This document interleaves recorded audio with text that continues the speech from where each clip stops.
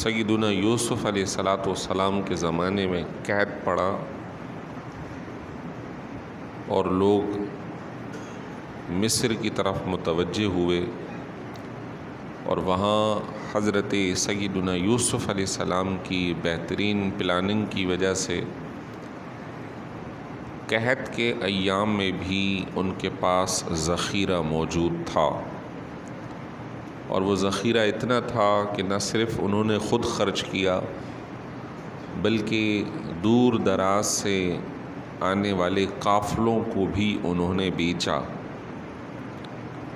اور اپنے ملک کے اندر لوگوں کو مرنے سے محفوظ رکھا۔ اس سے ایک بات سمجھ میں آتی ہے کہ انسان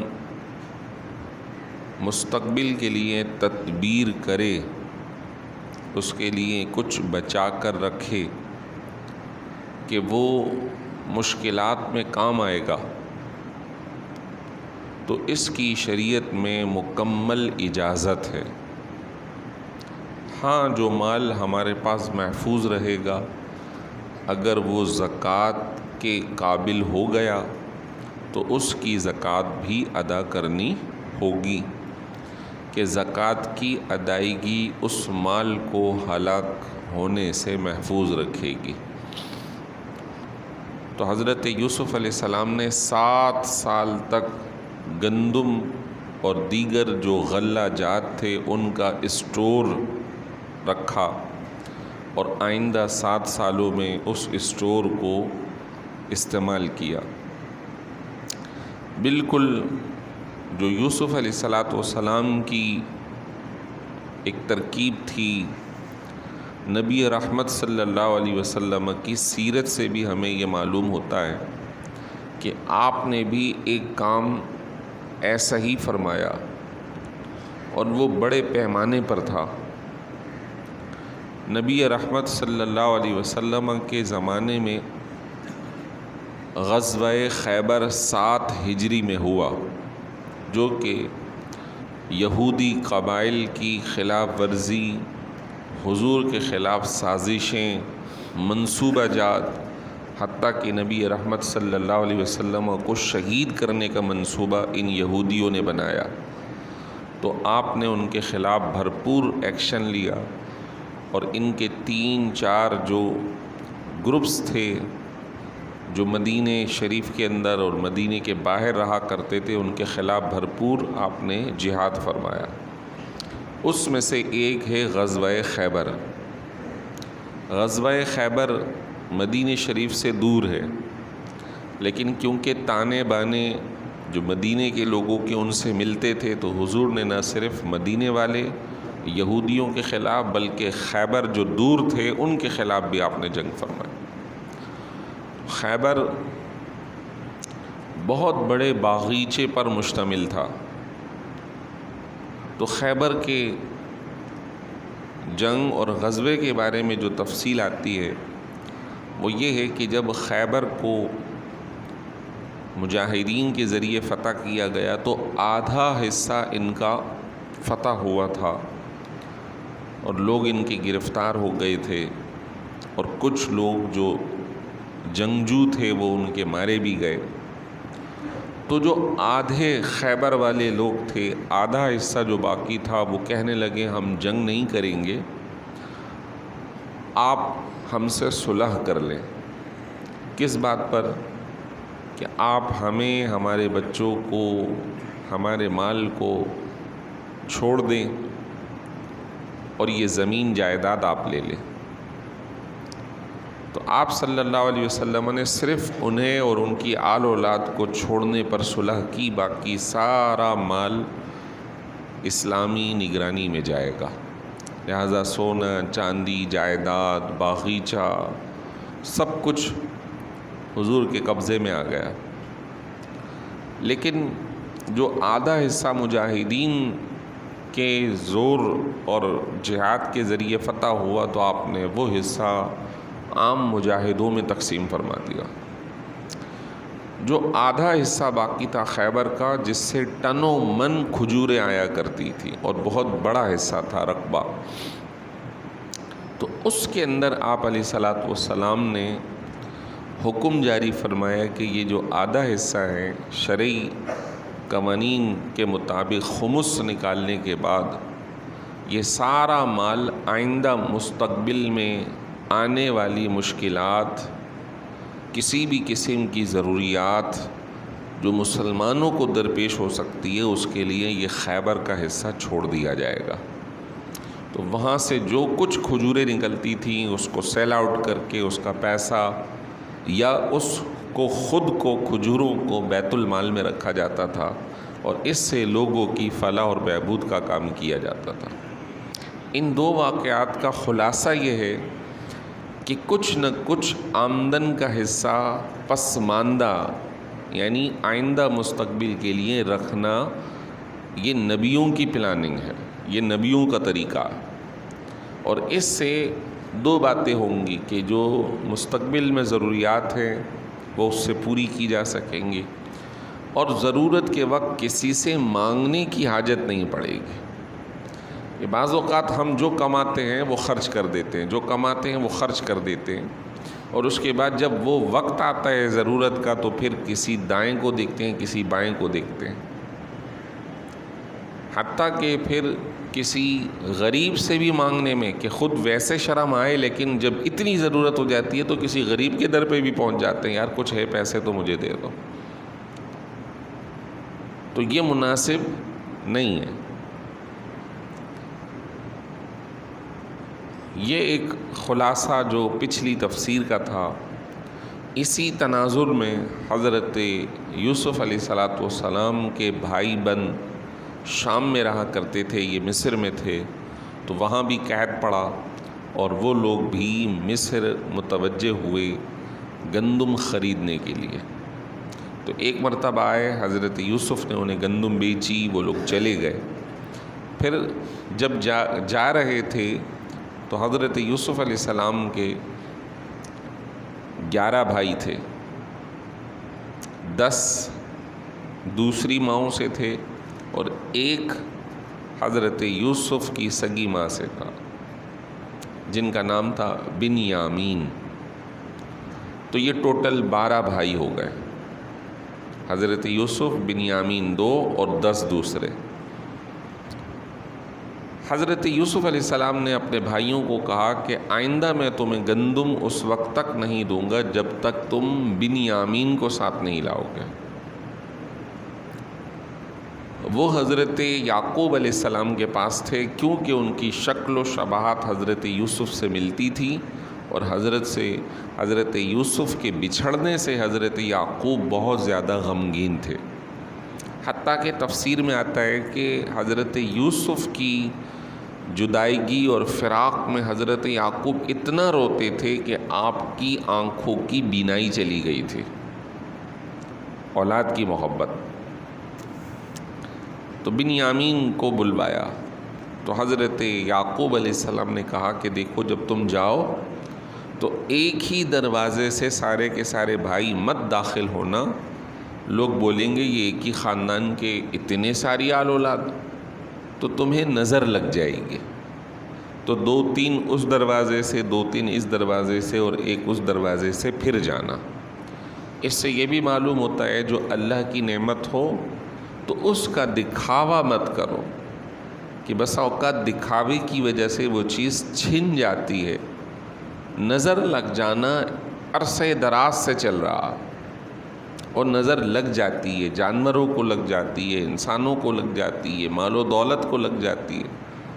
آپ علیہ الصلاۃ والسلام کی احادیث طیبہ میں نظر کے حوالے سے گفتگو ہے، خود حضور علیہ الصلاۃ والسلام کی ذات کے حوالے سے، کہ عرب میں جب حضور نے تبلیغ دین شروع کیا تو لوگوں نے ایسے بندوں کو پیسے دے کر، اجرت دے کے تیار کیا کہ تم ان کو نظر لگا دو، اور وہ اتنے ماہر تھے کہ کسی کو غور سے دیکھتے تھے تو وہ جانور 1-2 دنوں میں ہی مر جاتا تھا۔ تو انہوں نے حضور کے پیچھے لگایا، لیکن آپ عام آدمی نہیں بلکہ امام الانبیاء۔ تو پھر قرآن کی سورہ قلم اتری، اور اس کی آخری دو آیت ہیں 51 52. وَإِن يَكَادُ الَّذِينَ كَفَرُوا لَيُزْلِقُونَكَ بِأَبْصَارِهِمْ لَمَّا سَمِعُوا الذِّكْرَ وَإِنَّهُ لَيَقُولُونَ إِنَّهُ لَمَجْنُونٌ. قریب تھا کہ جو کافر تھے انہوں نے جب تم سے قرآن سنا تو وہ تمہیں نظر لگا دیتے. قریب تھا لیکن اللہ نے محفوظ رکھا. تو نظر لگا کے وہ لوگوں کو اس حد تک گرا دیتے تھے، کمزور کر دیتے تھے جس کی کوئی حد نہیں.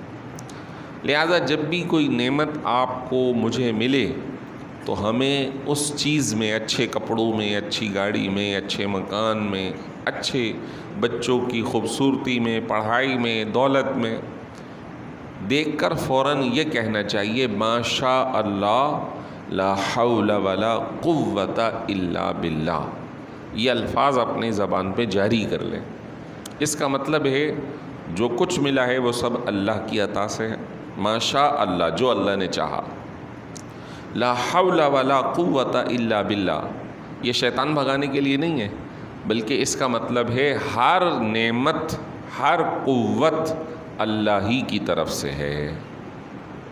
تو شیطان کو بھگانے کے لیے جو پڑھتے ہیں اس کا مطلب یہ شیطان کے وار سے ہم نہیں خود بچ سکتے، اللہ ہی بچانے والا ہے، اللہ کی ہی طاقت ہے. تو ادھر بھی یہ ہوگا کہ جو کچھ مجھے ملا ہے، میری آل اولاد کو ملا ہے، خاندان کو ملا ہے، تجارت ملی ہے، اس میں ہمارا عمل دخل نہیں ہے، یہ سب کچھ اللہ ہی نے عطا کیا. ما شاء اللہ لا حول ولا قوت الا باللہ. باقی پوری بھی پڑھ سکتے ہیں الا باللہ العلی العظیم. جب وہ لوگ داخل ہوئے تو اب آگے سلسلہ شروع ہو رہا. ارشاد فرمایا وَلَمَّا دَخَلُوا عَلَى يُوسُفَ آوَى إِلَيْهِ أَخَاهُ. جب وہ لوگ حضرت یوسف علیہ السلام کے پاس آئے تو حضرت یوسف علیہ السلام نے اپنے بھائی کو اپنے پاس ٹھہرا لیا، یعنی بنیامین کو. قال انی انا اخوکا، اور اسے بتایا کہ میں تمہارا بھائی ہوں. فلا تبتئس بما كانوا يعملون، تم ان کی بدسلوکی پر غمگین نہ ہونا. کیا بات ہے کہ بنیامین نے اپنے بھائی کو نہیں پہچانا؟ وجہ اس کی یہ تھی کہ بنیامین بہت چھوٹے تھے. جب حضرت یوسف علیہ السلام کی عمر 14 سال کی تھی تو ان کے دیگر بھائیوں نے انہیں کنویں میں ڈال دیا تھا. 6-7 سال کے تھے بنیامین اس وقت. تو وہ اپنے بھائی کا چہرہ بھول گئے، اور اب جو ملاقات ہو رہی ہے وہ تقریباً 35-40 سال کے بعد ہو رہی تھی.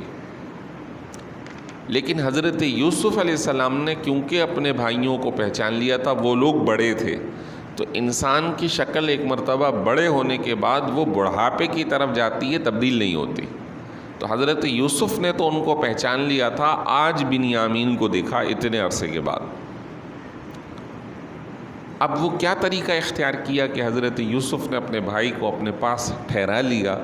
تو تفسیر میں آتا ہے کہ حضرت یوسف نے 2 بھائیوں کی جماعت بٹھا کر ان کے سامنے دسترخوان لگوایا. تو 10 بھائی تھے، 5 دسترخوان لگ گئے. جب چھٹا دسترخوان لگا تو اس پہ یہ اکیلے بیٹھے تھے، تو خود جا کر ان کے ساتھ بیٹھ گئے اور پھر ان سے کہا کہ میں تمہارا بھائی ہوں. اور جب رات کو ان کے ٹھہرنے کے لیے کمرے دیے تو 2 بھائیوں کو دے دیے. جب یہ اکیلے رہ گئے تو ان کو کہا کہ آپ ہمارے کمرے میں آ جائیں گے، یعنی بادشاہ کے کمرے میں. اور یوں حضرت یوسف علیہ السلام نے اپنے بھائی بنیامین کو، جو باپ کی طرف سے، ماں کی طرف سے، دونوں کی طرف سے سگے بھائی تھے، جبکہ جو 10 تھے وہ باپ کی طرف سے تو تھے، ماں کی طرف سے نہیں تھے. اب ہوا یہ کہ بھائی سے جب بات چیت ہوئی تو اب بھائی کہنے لگے کہ میں تو واپسی نہیں جانا چاہتا. حضرت یوسف علیہ السلام نے کہا کہ میں آپ کو روک نہیں سکتا. کس بنیاد پہ روکوں؟ تو بھائی خاموش ہو گئے. حضرت یوسف علیہ السلام نے فرمایا ایک صورت ہو سکتی ہے تمہیں روکنے کی، وہ بھی تمہاری اجازت سے ہوگی. کیا؟ تمہارے شام کے قانون کے مطابق جو شخص کسی چوری میں مبتلا ہوتا ہے تو اسے ایک ہی سزا دی جاتی ہے، چوری کے بدلے اسی بندے کو اس کا غلام بنا دیا جاتا ہے۔ یعنی خالد نے ناصر کے یہاں چوری کی اور ثابت ہو گیا، تو اب خالد کو ناصر کا غلام بنا دیا جائے گا، جاؤ اس کی خدمت کرتے رہو۔ جبکہ یہاں پر اسے مار کی یا جیل کی سزا ہے، وہ کچھ دنوں بعد چلے جاؤ گے۔ تو کہا مجھے منظور ہے۔ کہا ٹھیک ہے، پھر تمہاری رضامندی سے یہ کرتے ہیں کہ کوئی سامان تمہارے سامان میں چھپا دیتے ہیں، بعد میں اعلان کریں گے کہ بادشاہ کا کوئی سامان چوری ہو گیا، اور ایسے میں وہ تمہارے سامان سے برآمد ہوگا، اور اس کے بعد تمہارے قانون کے مطابق تمہیں یہاں روک لیا جائے گا۔ وہ کہنے لگے میں راضی ہوں، لیکن میں آپ کے پاس ہی رہنا چاہتا ہوں۔ اب آگے بات بڑھتی ہے۔ فلما جہزہم، جب حضرت یوسف علیہ السلام نے سارے 11 کے 11 بھائیوں کے اونٹ اور ان پر ساز و سامان لدوا دیا کہ ٹھیک ہے اب آپ لوگ ملک شام جائیں، اور گندم آپ خرید چکے، واپسی جائیں، اور قافلے آ رہے ہیں، تو جعل السقایۃ فی رحل اخیہ، تو حضرت یوسف علیہ السلام نے خاموشی سے اپنے بھائی کے سامان میں بادشاہی پیالہ رکھ دیا۔ اب یہ رکھ دیا، کسی کو نہیں بتایا۔ ثم اذن مؤذن ایتھا العیر انکم لسارقون، پھر ایک ندا کرنے والے نے ندا دی کہ اے شتر بانو، اے اونٹوں کے مالکو، کیا تم چور ہو؟ قالوا واقبلوا علیہم ماذا تفقدون، تو جو بھائی تھے دیگر وہ اس کی طرف متوجہ ہوئے اور کہنے لگے تمہاری کیا چیز گم ہو گئی ہے؟ قالوا نفقد صواع الملک، منادی نے کہا کہ ہم بادشاہ کا پیالہ دیکھ رہے ہیں کہ وہ گم ہو گیا، مل نہیں رہا۔ وَلِمَنْ جَاءَ بِهِ حِمْلُ بَعِيرٍ، اور آج جو وہ پیالہ ڈھونڈ کر لے آئے گا اس کو ایک اونٹ مزید ساز و سامان کے ساتھ دیا جائے گا انعام۔ وَأَنَا بِهِ زَعِيمٌ، اور وہ ندا کرنے والا خود کہتا ہے کہ میں اس کا ضامن ہوں، میں دلا کر رہا ہوں۔ قَالُوا تَاللَّهِ لَقَدْ عَلِمْتُمْ مَا جِئْنَا لِنُفْسِدَ فِي الْأَرْضِ، انہوں نے کہا کہ خدا کی قسم تم جانتے ہو ہم زمین میں فساد کرنے نہیں آئے، ہم چوری ڈاکہ ڈالنے نہیں آئے۔ وَمَا كُنَّا سَارِقِينَ، اور نہ ہی ہم چور ہیں۔ قالوا، تو بادشاہ کے لوگوں نے کہا فما جزاؤہ ان کنتم کاذبین، اگر تمہارا کہنا صحیح نہ ہوا، یعنی تم چور نہیں ہو، اگر یہ صحیح نہیں ہوا بلکہ یہ ثابت ہو گئے کہ سامان تمہارے مال سے نکلا ہے، تو پھر اس کی سزا کیا ہے؟ قالوا جزاؤہ من وجد فی رحلہ فہو جزاؤہ، تو ان کے بھائیوں نے کہا کہ جس کے ساز و سامان سے وہ چیز نکل جائے گی بدلے میں وہی آدمی ہوگا، یعنی اس کو غلام بنا دیا جائے گا۔ کذالک نجزی الظالمین، ہم ملک شام میں اسی طرح سزا دیتے۔ اب حضرت یوسف علیہ السلام نے حکم جاری کیا کہ پہلے ان کے بھائیوں کے ساز و سامان کو تلاش کرو، ان کی تلاشی لو۔ فبدأ بأوعیتہم قبل وعاء اخی، اپنے بھائیوں سے تلاشی شروع کی اپنے سگے بھائی بنیامین کے سامان سے پہلے۔ اب ڈھونڈتے ڈھونڈتے جب 10 ڈھونڈ لیا کچھ نہیں ملا تو 11ویں کی باری آئی۔ ثم استخرجھا من وعاء اخی، پھر اپنے 11ویں بھائی کے سامان سے وہ پیالہ برآمد کروا لیا۔ کذالک کدنا لیوسف، اللہ تعالیٰ ارشاد فرما رہا ہے یہ تدبیر یوسف کو ہم نے بتائی تھی۔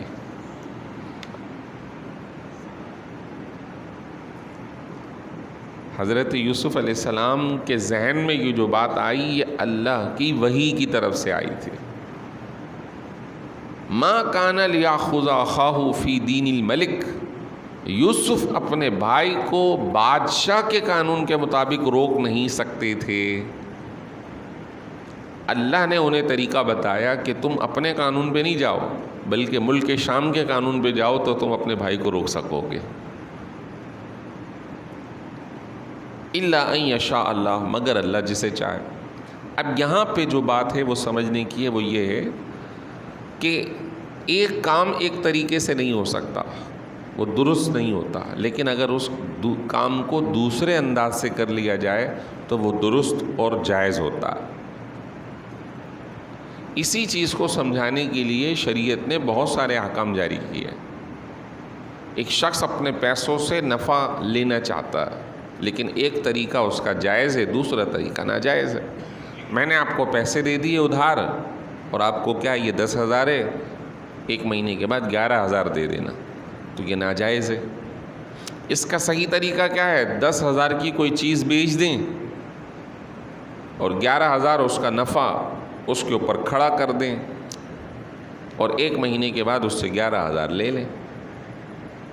ایک دوسرا، سونا دے دیں، سونا جو اس کی کرنٹ ویلیو، یہ سونا ہے یا آپ کا، آپ مجھے پیسے نہیں دیجیے گا، 1 مہینے کے بعد اتنا ہی سونا مجھے واپسی دے دینا، تو جو اس کا ریٹ بڑھ چکا ہوگا مارکیٹ میں وہ خود بخود آپ کی ملکیت میں آ جائے گا۔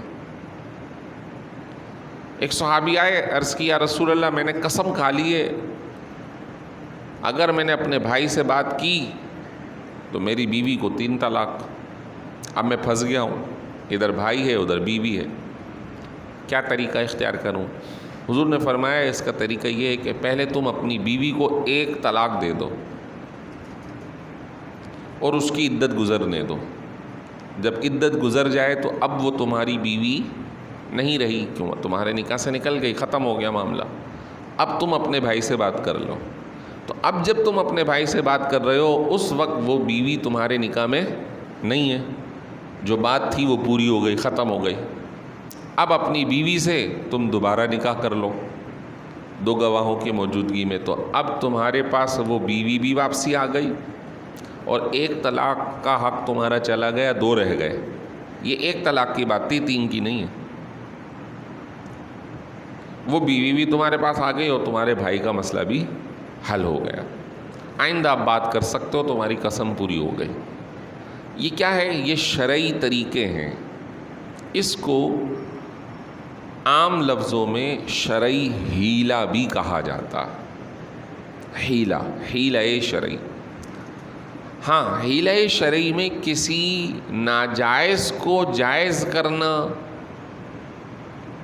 کوئی ایسا طریقہ اختیار کرنا کہ جس سے آپ اللہ کے حکم سے فرار اختیار کرنا چاہتے ہو، وہ درست نہیں ہے۔ مثال کے طور پہ زکوٰۃ لازم تھی، ابھی رمضان آنے والا تھا، اس سے پہلے یار اگر یہ پیسے میرے پاس رہے تو زکوٰۃ دینی پڑ جائے گی، اٹھا کے کسی کو گفٹ کر دیے اور رمضان کے 2 رمضان کے اندر اس سے واپسی لے لیے۔ اب بظاہر تو یہ ہوا کہ آپ نے زکوٰۃ نہیں دی، لیکن اللہ ضرور پکڑے گا کہ آپ اللہ کے حکم کی خلاف ورزی کرنے کے لیے کام کر رہے ہیں۔ تو شرعی ہیلا جب کہ کسی وہ اللہ کی نافرمانی کا سبب نہ بنے تو اس کا کرنا جائز ہے۔ اور یہ آپ نے طریقہ دیکھا کہ حضرت یوسف نے اپنے بھائی بنیامین کو وہ روک نہیں سکتے تھے مصر کے قانون کے مطابق، لیکن جب انہوں نے قانون ان کا لے لیا تو مسئلہ حل ہو گیا، اور فرمایا کہ یہ ہم نے انہیں بتایا۔ پھر ارشاد فرمایا نرفع درجات من نشاء، ہم جسے چاہتے ہیں اس کے درجے بڑھا دیتے ہیں۔ اب یہی وہ صورت ہے، اسی کو کہتے ہیں علم اور صلاحیت۔ جس بندے کو 4 راستے پتہ ہوں گے، 4 طریقوں کا علم ہوگا تو وہ صحیح راستے کا انتخاب کر سکے گا، اور جو بالکل ہی کوڑا ہے، اس کو کوئی طریقہ معلوم ہی نہیں ہے، تو گویا وہ ایک ہی جگہ بن گلی میں کھڑا ہو جائے گا۔ تو علم کی بنیاد پر اللہ تعالیٰ درجوں کو بڑھاتا ہے، لہٰذا علم حاصل کرنا چاہیے۔ پھر ارشاد فرمایا وَفَوْقَ كُلِّ ذِي عِلْمٍ عَلِيمٍ، اور ہر علم والے پر ایک علم والا ہے۔ کوئی کہے نا میں شیر ہوں تو اللہ نے اس کے اوپر سوا شیر رکھا ہے۔ کوئی کہے کہ مجھے یہ علم حاصل ہے تو اللہ نے اس سے زیادہ علم والا رکھا۔ ایک چھوٹا سا واقعہ کہہ کر اس کو ختم کر رہا ہوں۔ حضرت موسیٰ علیہ السلام کے ذہن میں یہ بات آئی کہ اس وقت روئے زمین پر مجھ سے بڑھ کر کوئی علم والا نہیں۔ جیسے ہی یہ خیال آیا، اللہ کی طرف سے حکم آیا، موسیٰ جاؤ، ایک ہمارا بندہ ہے، تم اس سے سیکھو اور اس کے پاس جاؤ۔ صرف ایک خیال پر حضرت یوسف علیہ السلام کو حضرت خضر کا تابع دار بنا دیا، اور گئے، پھر سمندر کے کنارے چلتے رہے، مچھلی اندر گئی، پھر باہر نکلی، اور پھر جا کے حضرت موسیٰ علیہ السلام کے سامنے ایسے کام ہو گئے جس کا علم انہیں نہیں تھا۔ ویسے تو درجہ حضرت موسیٰ کا زیادہ ہے، لیکن اس مسئلے میں کہ کچھ علم ایسے بھی ہیں جو انہیں نہیں دیے گئے، لیکن اللہ نے حضرت خضر کو عطا فرمائے تھے۔ تو کوئی بھی کلی کا دعویٰ نہیں کر سکتا، اللہ ہے جس کے پاس سارا علم ہے۔ اور اس وقت ہم یہ کہہ سکتے ہیں کہ ہمارے نبی محترم صلی اللہ علیہ وسلم کائنات میں سب سے زیادہ علم رکھتے ہیں، کوئی آپ سے بڑھ کر علم والا نہیں ہے۔ اور اس آیت کے اندر ہر علم والے پر ایک علم والا ہے، اس کا خلاصہ یہ بھی ہو سکتا ہے کہ مخلوق کا جتنا بھی علم ہے اس کی ایک حد بندی ہے، اور اللہ ہی ہے جس کے علم کی کوئی حد نہیں ہے۔ اللہ کا علم سب کے علموں پر بھاری ہے۔ اللہ تعالی ہم سب کو دین کی سمجھ اور عمل کی توفیق عطا فرمائے۔